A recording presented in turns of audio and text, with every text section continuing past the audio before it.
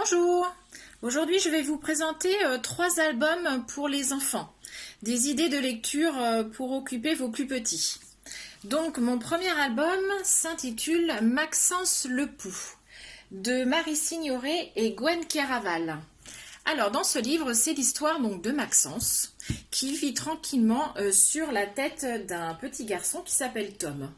Donc tout va bien avec Tom et Maxence, surtout que Maxence, c'est un pou très bien élevé quand même, il a des bonnes manières. Donc ils cohabitent très bien tous les deux. Quand Tom prend son bain, Maxence le pou met sa combinaison de plongée. Donc tout se passe très bien, jusqu'au jour où la maîtresse découvre que le petit Tom a des poux dans la tête.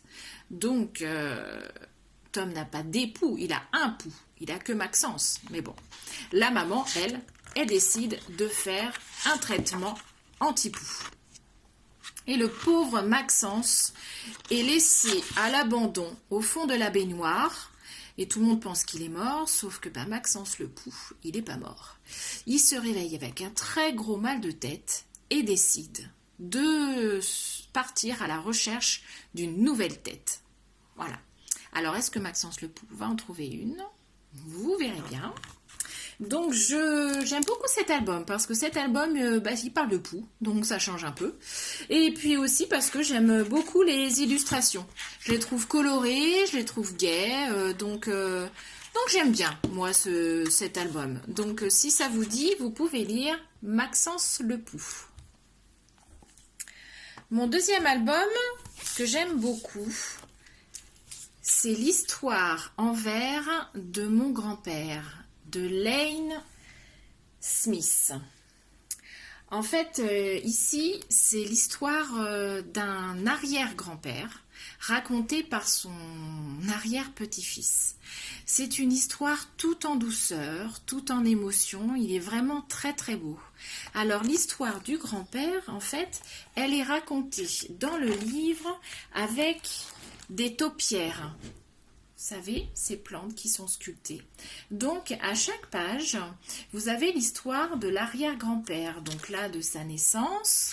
Ensuite, il vivait dans une ferme. Donc, nous avons une carotte. Nous avons un coq avec les poussins. Ensuite, il attrape la varicelle. Donc, toutes les étapes de la vie de l'arrière-grand-père sont racontées comme ça dans le livre. C'est vraiment très très joli. À la fin, vous avez carrément 4 pages à voir. C'est vraiment vraiment très beau. Moi, je trouve ça très joli. Et cette histoire de filiation aussi entre l'arrière-petit-fils et l'arrière-grand-père et l'arrière-petit-fils qui essaye de prendre soin de son grand-père, qui se rend compte que l'arrière-grand-père fatigue un peu, quoi. Il a moins de mémoire qu'il avait avant.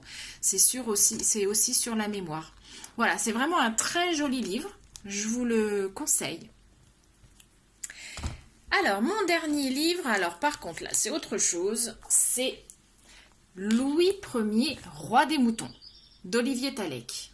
Alors, Olivier Tallec fait des illustrations et j'adore ce qu'il fait. C'est très, très sympa.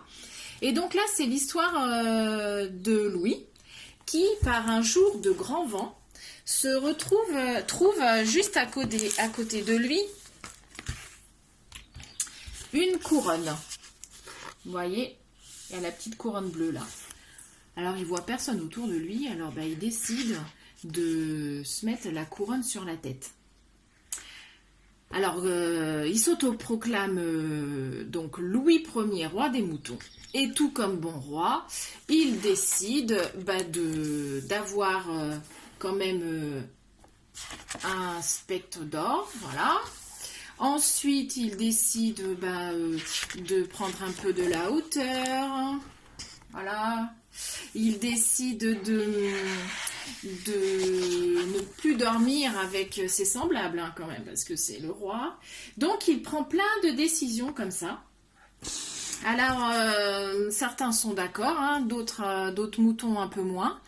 Et puis bah, vous verrez les péripéties qui va lui arriver à ce pauvre Louis Ier, roi des moutons. C'est drôle et en même temps ça peut rappeler certaines personnes. Donc moi je trouve ça pas mal. Voilà, donc vous pouvez raconter ça à vos enfants. Louis Ier, roi des moutons. C'est un très bel album. Voilà, je vous souhaite une bonne journée. À bientôt.